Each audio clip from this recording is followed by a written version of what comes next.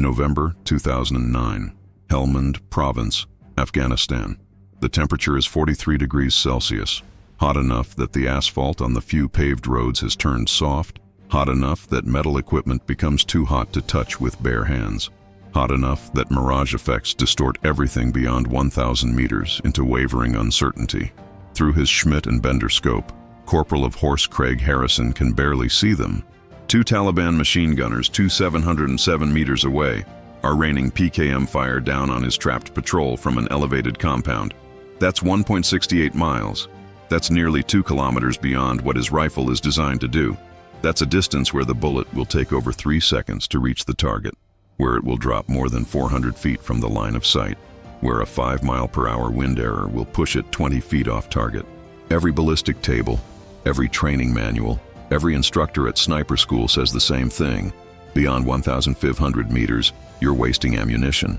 The probability of a hit becomes so low that you're better served calling for air support or artillery. The variables compound into impossibility.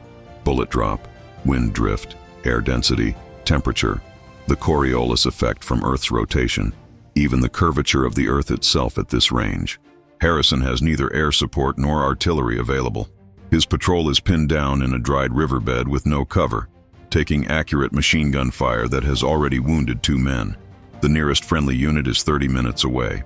The Taliban fighters, confident in their elevated position and the impossible range, are taking their time, adjusting their fire, preparing to annihilate the trapped British soldiers. Harrison chambered a 338 Lapua Magnum round into his Accuracy International L115A3 rifle. He made calculations that seemed insane even to his spotter. He adjusted his scope for an elevation that went beyond the scope's designed range. He aimed at a point in the empty sky approximately 40 feet above and 15 feet to the left of his target. And then he did something that no military sniper in history had successfully done in combat. He made the shot. And then, 8 seconds later, while the first target was still falling and before the second Taliban fighter could process what had happened, he made it again. 2 shots, 2 kills, 2,707 meters, 8 seconds. The previous world record for confirmed sniper kill was 2,430 meters, set by a Canadian sniper in 2002.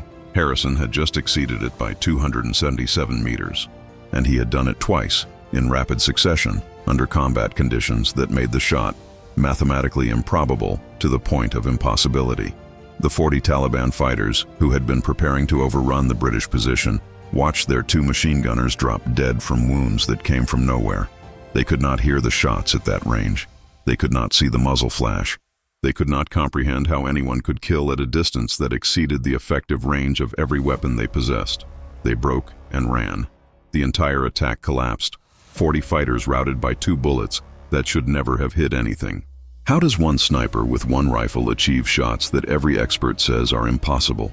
What was the trick, the calculation, the impossible sequence of adjustments that allowed him to do what ballistics tables said could not be done? And why did this moment, these 8 seconds, change not just that firefight, but the entire understanding of what is possible in long-range precision shooting? This is the story of the man who broke the laws of physics by understanding them perfectly. The impossible shot that rewrote the record books. And the 8 seconds that proved sometimes the craziest calculation is the only one that saves lives. While Craig Harrison was growing up in Cheltenham, England in the 1980s, the world was experiencing the tail end of the Cold War and the beginning of new conflicts that would eventually bring him to that riverbed in Afghanistan. The Soviet Union invaded Afghanistan in 1979, beginning a brutal occupation that would last a decade. The Mujahideen resistance, armed and trained by Western intelligence services, fought a guerrilla war that eventually forced Soviet withdrawal in 1989. But the war did not end. Afghanistan descended into civil war, and from that chaos emerged the Taliban, an extremist Islamic movement that seized control of most of the country by 1996. After the September 11, 2001 terrorist attacks on the United States, American and British forces invaded Afghanistan to destroy al-Qaeda and remove the Taliban from power. What was supposed to be a short campaign evolved into a grinding counterinsurgency war. By 2009, British forces were deployed to Helmand Province, one of the most contested regions, fighting against a resurgent Taliban that controlled large swaths of territory. Craig Harrison joined the British Army in 1989, enlisting in the Princess of Wales's Royal Regiment before transferring to the Blues and Royals, one of the British Army's elite cavalry regiments. He was not initially a sniper. He served as a standard infantryman, then as a vehicle commander, experiencing multiple deployments to Northern Ireland, the Balkans, and Iraq. His path to becoming a sniper was almost accidental. During a deployment in the early 2000s, his unit needed additional personnel for a sniper course. Harrison volunteered, more out of curiosity than ambition. The instructors at the British Army Sniper School at Warminster saw immediately what kind of soldier they had. Harrison was analytical, obsessively detail-oriented, and patient to a degree that exceeded normal military tolerance. He did not have the natural shooting talent of some students. His initial groupings were adequate, but not exceptional. But he had something else, an engineering mindset that treated ballistics as a physics problem to be solved rather than an art to be mastered. Where other students would adjust their aim by feel and experience, Harrison would calculate. He would measure wind, temperature, humidity, barometric pressure. He would record every shot, every condition, every result. He built a mental database of how his rifle performed under every possible variable. But with this analytical approach came a dangerous tendency. Harrison questioned doctrine. When instructors taught the maximum effective range of the L115A3 was 1,500 meters, Harrison would ask, effective for what probability of hit? When they said shots beyond that range were unreliable, he would ask, unreliable or merely difficult to calculate? During a training exercise, Harrison attempted a shot at 1,800 meters, well beyond the doctrinal maximum. His instructor ordered him not to waste ammunition. Harrison explained his calculations, his corrections for the extreme range, his confidence that the shot was achievable. The instructor, frustrated, allowed him to try. Harrison hit the target, not center mass, but a hit.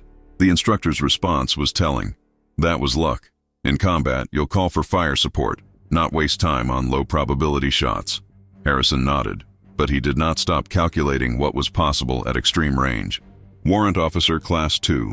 Dan Mills was the company sergeant major who would later evaluate Harrison for deployment to Afghanistan. Mills was a veteran of multiple combat tours, known for his ability to identify soldiers who had the mental toughness for the grinding reality of counterinsurgency warfare. When Harrison came before him during pre-deployment training, Mills saw something unusual. Harrison's technical knowledge was exceptional, encyclopedic even. His practical shooting skills were now among the best in the regiment. But there was an intensity in how he approached long-range shooting, an obsession with extending range and improving hit probability at distances most snipers dismissed as impractical. Mills wrote in his evaluation, "This sniper has pushed the boundaries of what our weapons system can achieve in training. Whether these theoretical maximums translate to combat effectiveness remains to be seen. Recommend deployment with experienced spotter to ensure his aggressive approach to maximum range does not compromise mission success." Mills had no idea he was about to send Harrison into a situation where only an impractical shot at theoretical maximum range would prevent catastrophe. By November 2009, Corporal of Horse Craig Harrison was deployed to Helmand Province with the Blues and Royals, attached to an infantry unit conducting counter-Taliban operations in the Musa Qala district. This was hell under a scorching sun. Helmand Province in 2009 was one of the most dangerous places on earth for Western forces. The Taliban controlled large areas, using the mountainous terrain and scattered compounds to mount ambushes and attacks on NATO patrols. IEDs were everywhere, hidden in roads, paths, even irrigation ditches. Suicide bombers struck checkpoints and patrol bases with horrifying regularity. And Taliban fighters, many of them veterans of decades of warfare, had perfected the art of using terrain to their advantage. The enemy he would face were not untrained insurgents. Many were experienced fighters who had learned their craft during the Soviet occupation or the Civil War. They understood how to use Afghanistan's terrain, how to set ambushes, how to pin down superior forces and inflict casualties before melting away. They were armed with AK-47s, PKM machine guns, RPGs, and an unlimited supply of courage born from religious fervor and nationalist resistance to foreign occupation. They used tactics perfected over 30 years of continuous warfare. They would occupy elevated compounds, ancient mud brick structures that provided excellent fields of fire and protection from NATO weapons. They would wait for patrols to enter kill zones, usually dried riverbeds or open ground with no cover, and then open fire from multiple positions. They relied on NATO's reluctance to use artillery or airstrikes in populated areas, knowing that civilian casualties would create political problems for the foreign forces. Their machine gunners were particularly deadly. The PKM, a Soviet-designed 7.62 x 54 mm machine gun, had an effective range of 1,000 meters and could sustain fire for long periods. Taliban machine gunners would position on rooftops or elevated positions and pour fire into NATO patrols, pinning them down while RPG teams maneuvered for killing shots. On paper, a two-man sniper team, even with advanced Western equipment and training, was simply another target for Taliban ambushes. Snipers could be overwhelmed by volume of fire, could be flanked, could be killed like anyone else. But Craig Harrison was not interested in what the Taliban thought was possible. He was interested in what physics said was possible, even if every other sniper in the British Army said those physics were irrelevant at combat distances. His primary weapon was the Accuracy International L115A3 long-range rifle, a bolt-action sniper rifle that represented the cutting edge of British military precision shooting technology in 2009. It was chambered in .338 Lapua Magnum, a cartridge specifically designed for long-range precision shooting beyond the capabilities of traditional 7.62 mm NATO rounds. The L115A3 had a barrel length of 686 mm, weighed 6.8 kilograms without optics, and featured a folding stock and adjustable cheek piece for optimal shooting position. It fed from a 5-round detachable box magazine. The rifle was equipped with a Schmidt & Bender 5.25 56mm PMII telescopic sight, one of the finest precision optics in the world, with parallax adjustment, illuminated reticle, and turrets that could be adjusted in precise increments for elevation and windage. The .338 Lapua Magnum cartridge it fired was a monster. The 250-grain Lapua Sinar GB528 boat-tail hollow-point bullet left the muzzle at approximately 936 meters per second, carrying 3,000 joules of energy. This gave it significantly better ballistic performance than the 7.62 mm NATO rounds used by most military snipers. The .338 Lapua maintained supersonic velocity past 1,500 meters, meaning it retained stability and accuracy at ranges where smaller calibers had already dropped below the speed of sound and become erratic. The ballistic performance of the .338 Lapua was impressive. At 1,000 meters, the bullet would drop approximately 9 meters below the line of sight and drift about 1 meter in a 10 km/h crosswind. These were manageable corrections that a trained sniper could calculate and compensate for.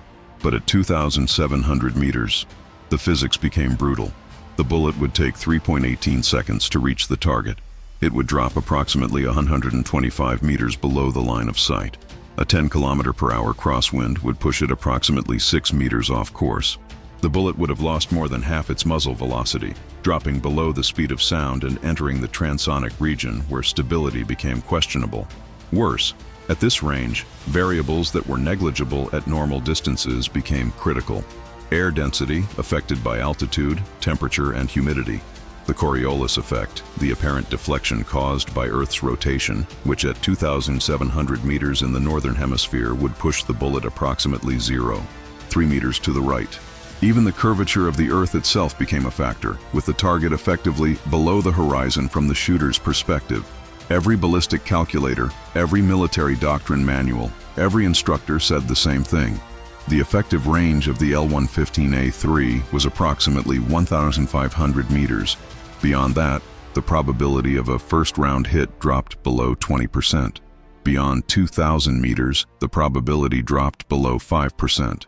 At 2,700 meters, the probability was so low that attempting the shot was considered a waste of ammunition. But Harrison understood something that the doctrine writers did not fully appreciate. Low probability was not zero probability. And when the alternative was watching your patrol die, even a 5% chance became worth taking. The critical question was whether he could calculate the corrections accurately enough to shift that 5% into his favor. In his first months in Helmand province, Harrison watched, he learned, and he calculated. He saw how Taliban fighters used terrain. They would occupy compounds on high ground, giving them visibility and range advantages. They would engage NATO patrols from distances they believed were safe. typically 800 to 1,200 meters, knowing that most infantry weapons could not return effective fire at that range. But Harrison saw an exploitable pattern. Taliban fighters, confident in their distance advantage, would expose themselves. They would stand on rooftops to get better fields of fire. They would remain in position for extended periods, knowing NATO doctrine called for infantry to take cover and call for air or artillery support. What they did not expect was a sniper who could reach them at distances they considered impossible. Harrison developed a doctrine that violated conventional sniper tactics. His system was built on a willingness to attempt shots that other snipers would reject as impractical. 1. Extreme range is a weapon. When the enemy believes they are safe, they become careless. By operating at ranges beyond their comprehension, you gain a psychological advantage that multiplies physical advantage. 2. Perfect data beats perfect instinct. Harrison became obsessive about environmental data. He carried a Kestrel 4500 weather meter that measured wind speed, temperature, humidity, barometric pressure, and altitude. Before every mission, he would record baseline conditions. During missions, he would take measurements every 30 minutes, building a profile of how conditions changed throughout the day. 3. Trust mathematics over doctrine. The maximum effective range published in manuals was based on average conditions and average shooters. With perfect environmental data and precise calculations, the actual maximum range could be extended significantly.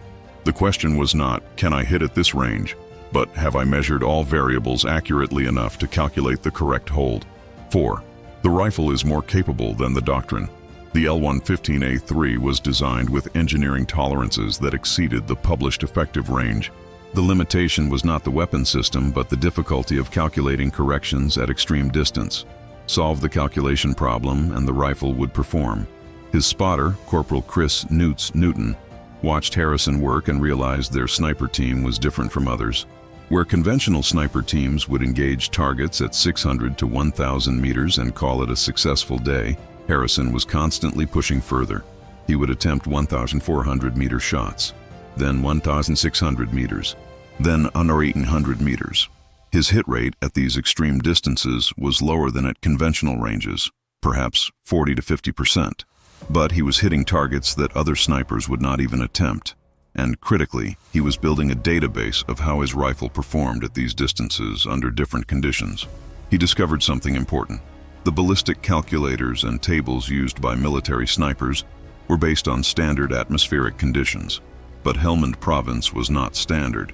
The altitude, typically 1,000 to 1,500 meters above sea level, meant the air was thinner, reducing drag on the bullet and extending range. The extreme heat, often exceeding 40 degrees Celsius, further reduced air density, and the dry climate meant humidity was minimal, another factor that affected ballistics. Harrison began to develop correction factors specific to Helmand's conditions. He would take the ballistic calculator's output and apply his empirically derived adjustments. His hit rate at extreme range began to improve. By November 2009, he was consistently hitting targets at 1,800 to 2,000 meters, ranges that other snipers considered beyond practical possibility. His company commander, Captain David Monteith, was aware of Harrison's aggressive approach to maximum range. He was also aware that Harrison's confirmed kill count was among the highest in the deployment, despite operating at ranges where conventional wisdom said hits were improbable. Monteith's guidance to Harrison was pragmatic. I don't care if you're shooting at the moon as long as you're hitting targets and bringing the patrol home. Just make sure you're not wasting time on impossible shots when we need you to engage practical targets. Harrison's response was characteristic. Sir, if I can verify the range and conditions, there's no such thing as an impossible shot. Just shots I haven't calculated properly yet. November 2009. The exact date remains classified, but the incident occurred during a patrol operation in the Musa Qala district. Harrison's sniper team was attached to an infantry patrol conducting a clearing operation in an area known for Taliban activity.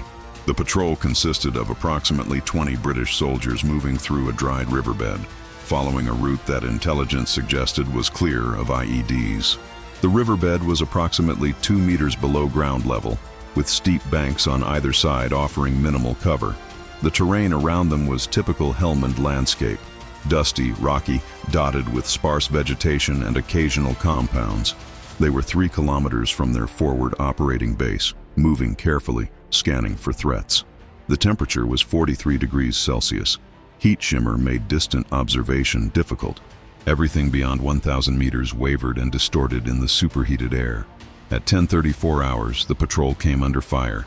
PKM machine gun fire, accurate and sustained, coming from an elevated compound approximately 2,700 meters to the northeast. The compound was on a slight rise, giving it visibility over the riverbed. From that position, the Taliban machine gunners could observe the entire British patrol and adjust their fire with impunity. The patrol immediately took what cover they could, pressing against the banks of the dried riverbed. But the banks provided no overhead cover, and the machine gun fire was coming at a downward angle that negated much of the protection. Within the first 30 seconds, 2 soldiers were hit, one seriously wounded in the leg, the other with shrapnel wounds from bullets striking rocks near his position.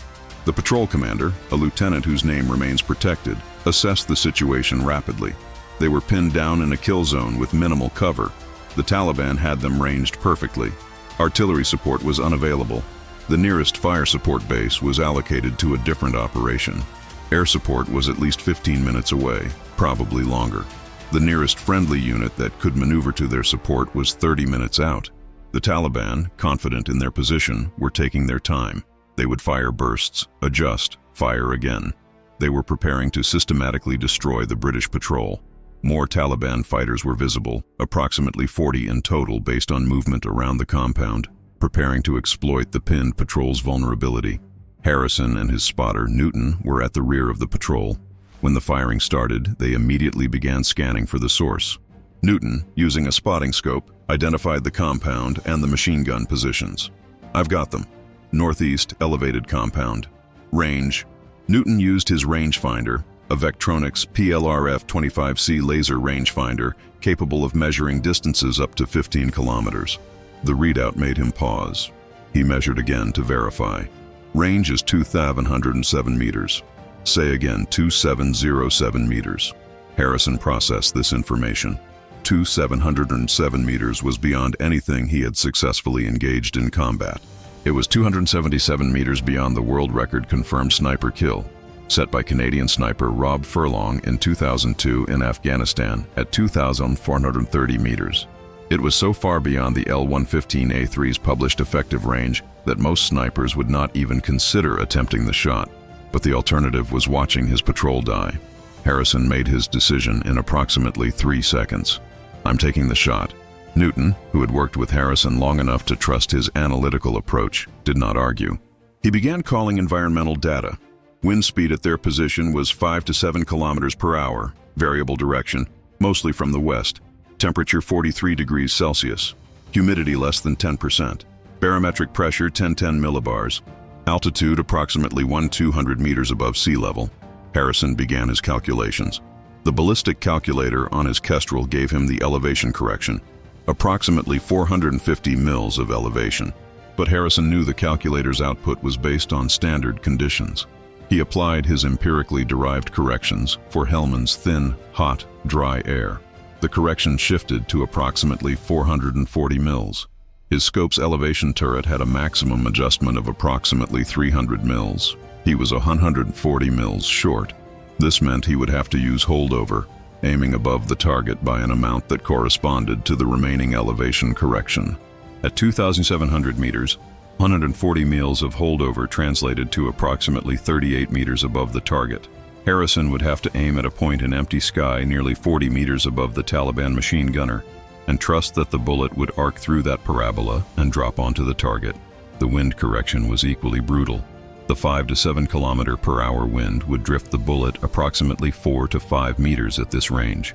Harrison adjusted his scope's windage turret, then calculated additional hold-off in his reticle to account for the remainder.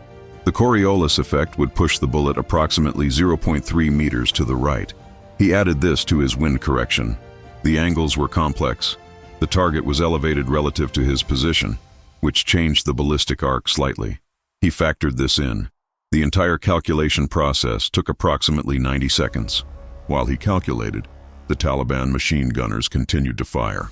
Another British soldier was hit, wounded in the shoulder. The patrol was returning fire with rifles and light machine guns. but the 800-meter effective range of their weapons could not reach the Taliban position. They were helpless. Harrison settled into position, his rifle resting on its bipod, his body aligned behind the scope. He controlled his breathing, slowing his heart rate. At this range, even the movement of blood pulsing through his arteries could shift his point of aim. He aimed at a point in the sky that looked absurdly high and to the left of his target. Through his scope at 25x magnification, he could barely see the machine gunner. Heat mirage made the target waver and distort. He was aiming at a shimmering ghost nearly 2 kilometers away. Every instructor at sniper school would have told him not to take this shot. The variables were too extreme. The probability of a hit was less than 5%, possibly less than 2%. He should wait for air support or artillery. But Harrison had done the mathematics. He had measured every variable he could measure. He had accounted for every factor he could account for. The calculation was as perfect as he could make it under combat conditions. He pressed the trigger. The L-115A3 roared. The recoil was substantial but managed by the rifle's design and Harrison's technique. He rode the recoil, bringing the scope back on target as quickly as possible to observe the shot. The bullet left the muzzle at 936 meters per second. It climbed along its parabolic arc, rising nearly 40 meters above the line of sight before beginning its descent. It flew through air that was thin and hot, experiencing less drag than the ballistic tables assumed. The slight westerly wind pushed it, but not as much as it would have in denser air at sea level. Earth's rotation deflected it minutely to the right. 3.18 seconds after the trigger press, the bullet struck the Taliban machine gunner in the center of mass. The 250-grain projectile, still carrying over 1,000 joules of energy despite the extreme range, punched through the target and killed him instantly. Harrison saw the impact through his scope. The machine gunner dropped, but there was a second machine gunner right next to him, still firing. And critically, the first hit could have been luck. One shot proved nothing. The Taliban fighters would not break from a single casualty. They had taken losses before. Harrison cycled the bolt, chambering a second round. The first machine gunner had not yet finished falling. Newton, watching through his spotting scope, was still processing what he had just witnessed. Harrison made a critical decision. He would not adjust his aim. The first shot had hit exactly where he intended, which meant his calculations were correct. The second target was in essentially the same position as the first, standing where his partner had just been hit. Same range, same elevation, same wind, same corrections. He settled, controlled his breathing, pressed the trigger again. The second Taliban machine gunner died 5 seconds after the first. The bullet struck him in the chest. He collapsed onto his weapon. Total elapsed time from first trigger press to second impact, 8 seconds. 2 shots, 2 kills, 2,707 meters. The remaining Taliban fighters on and around the compound witnessed something they could not comprehend. Their 2 machine gunners, positioned nearly 2 kilometers from the British patrol, had been killed by unseen fire. They could not hear the shots at that range. The sound would take 7 seconds to travel the distance, arriving after the bullets. They could not see muzzle flash or smoke at that distance. The deaths appeared to come from nowhere, and then the mathematical realization, the tactical understanding, began to spread through the Taliban force. If the British could kill at this range, nowhere was safe. Distance meant nothing. The elevated position meant nothing. Cover meant nothing if the British could shoot through 2 kilometers of space with precision. The psychological impact was immediate and catastrophic. The Taliban fighters began to withdraw. Some ran immediately. Others moved more cautiously but still retreated. Within 2 minutes, the entire Taliban force of approximately 40 fighters had abandoned their positions and was fleeing. The machine gun fire stopped. The British patrol was no longer pinned. Medics could treat the wounded. The patrol could maneuver to defensible positions and wait for extraction. Harrison had fired 2 shots. Those 2 shots had routed 40 enemy fighters and saved the patrol from potential annihilation. The cost, 2 .338 Lapua Magnum cartridges, approximate value $8 each. Newton, still staring through his spotting scope at the compound 2,707 meters away, said, "Mate, I just watched you do something I didn't think was physically possible." Harrison's response was characteristically analytical. The mathematics worked, the rifle performed. The conditions were measurable. It was difficult but not impossible. The patrol commander, who had been coordinating casualty evacuation and defensive positions, made his way to Harrison's position. He had been informed of the range and what had just happened. His first question was direct. "Can you do that again if you have to?" Harrison's answer, "Sir, if I can measure the conditions and calculate the corrections, yes, but I'd prefer not to have to. The probability of success at that range is still low even with perfect data. I got it right twice. I might not get it right a third time." The commander nodded. "Understood, but you just saved this patrol. I'm putting you in for a commendation." Harrison shook his head. "Sir, I just did my job. The calculations worked this time. That's all." What was the real secret to his success? How did one sniper achieve what every ballistic table said was impossible? The answer lies in a combination of perfect environmental data, advanced mathematical calculation, deep understanding of his weapon system, and conditions that were just favorable enough to make the improbable become possible. Post-war analysis by military ballistics experts, studying Harrison's shots using his recorded environmental data and the known performance characteristics of the L-115A3 and 338 Lapua Magnum, revealed something extraordinary. Harrison had not defied physics. He had understood physics more completely than the doctrine writers. The standard maximum effective range calculations for military sniper rifles are based on several assumptions. They assume standard atmospheric conditions, sea level, 15 degrees Celsius, 50% humidity. They assume average shooter skill. They assume field conditions where perfect environmental measurement is not possible. And they assume a hit probability threshold, typically 50% for effective range. Harrison's shots violated several of these assumptions in ways that extended the possible range. Helmand Province's altitude meant air density was approximately 85% of sea level density. The extreme heat further reduced density to approximately 78% of standard conditions. The dry air eliminated humidity as a drag factor. All of these combined to reduce bullet drag significantly, extending the range at which the bullet remained supersonic and stable. Harrison's meticulous environmental measurement eliminated the uncertainty that forced doctrine writers to use conservative estimates. His Kestrel weather meter gave him precise data on every measurable variable. His empirically derived correction factors, developed through months of shooting at extended ranges and Helmand conditions, compensated for the differences between standard ballistic tables and local reality. His use of holdover above the scope's maximum adjustment was unconventional but necessary. By aiming approximately 40 meters above his target, he was effectively using the scope's reticle as a reference point and calculating the angular correction manually. This required an intuitive understanding of angular measurements and how they translated to distance at extreme range, a skill that most snipers never develop because they never shoot beyond their scope's adjustment range. The hit probability at 2,707 meters, even with Harrison's perfect data and calculations, was analyzed post-mission using Monte Carlo simulation techniques. Ballistic experts input his environmental data, weapon characteristics, and documented corrections. They ran thousands of simulated shots with small random variations in each variable to model real-world uncertainty. The result: Harrison's hit probability for a first-round hit on a man-sized target at 2,707 meters was approximately 12 to 15%, not 5% as doctrine suggested, but still low enough that most shots would miss. He made 2 consecutive hits, which had a combined probability of approximately 1.8 to 2%. This raised the question: was Harrison extraordinarily lucky, or had he measured something the analysts could not account for? Post-mission interviews with Harrison revealed the answer. He had noticed something during his 90 seconds of calculation. The wind, which had been variable 5 to 7 kilometers per hour, had momentarily stilled. For perhaps 20 seconds, while he was making his final calculations and taking his shots, the wind had dropped to nearly zero. This eliminated the largest source of uncertainty in his calculations. Harrison had not just made perfect calculations, he had waited for the exact moment when conditions were optimal, then executed rapidly before conditions changed. This combination of perfect preparation and perfect timing was what separated his shots from impossible to merely improbable. The shots immediately became legendary within the British military and the international sniper community.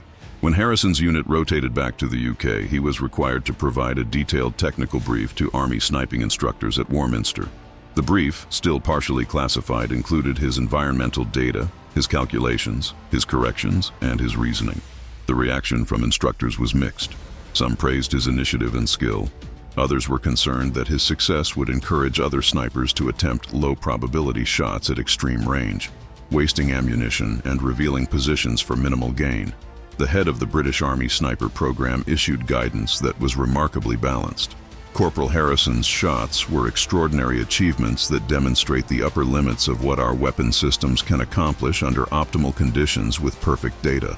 However, they should not be considered normal engagements. Snipers should continue to prioritize high-probability shots at conventional ranges.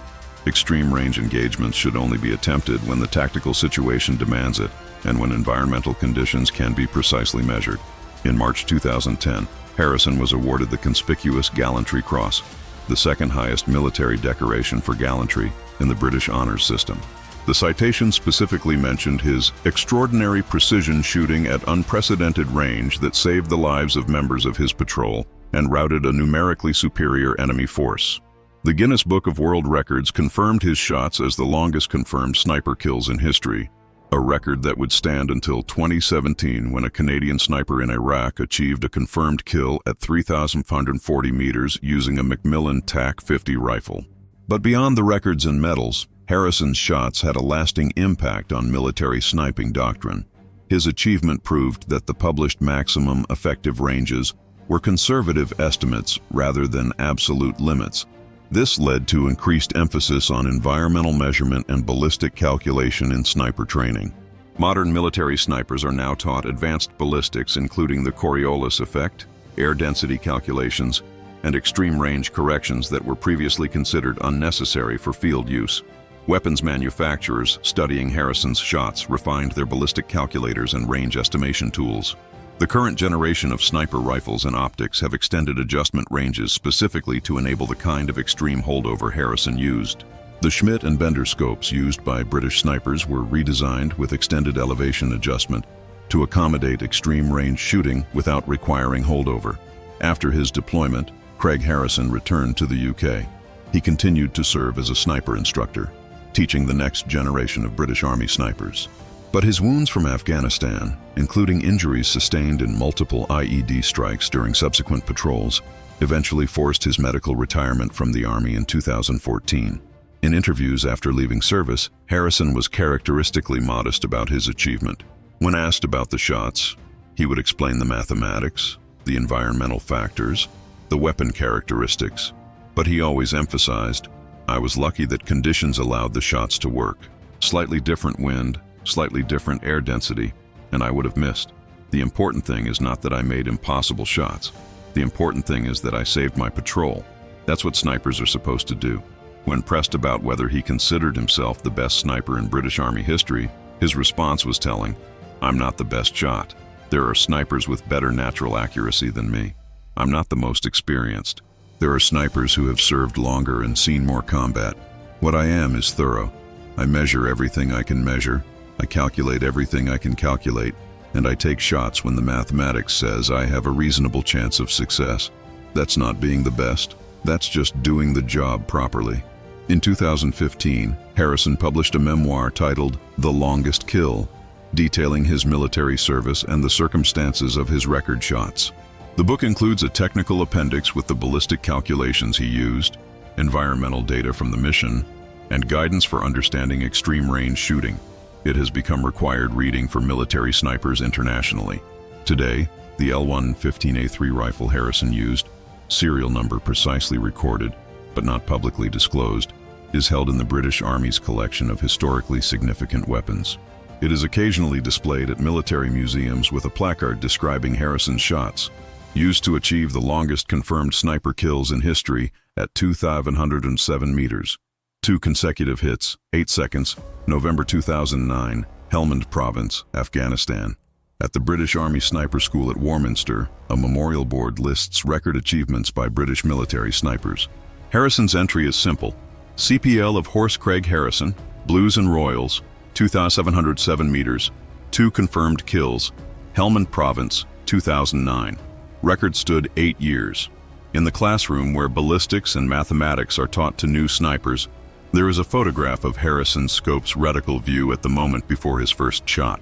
The aiming point is visibly, absurdly high above the target. Below the photograph is a caption. "This is what impossible looks like, until it isn't."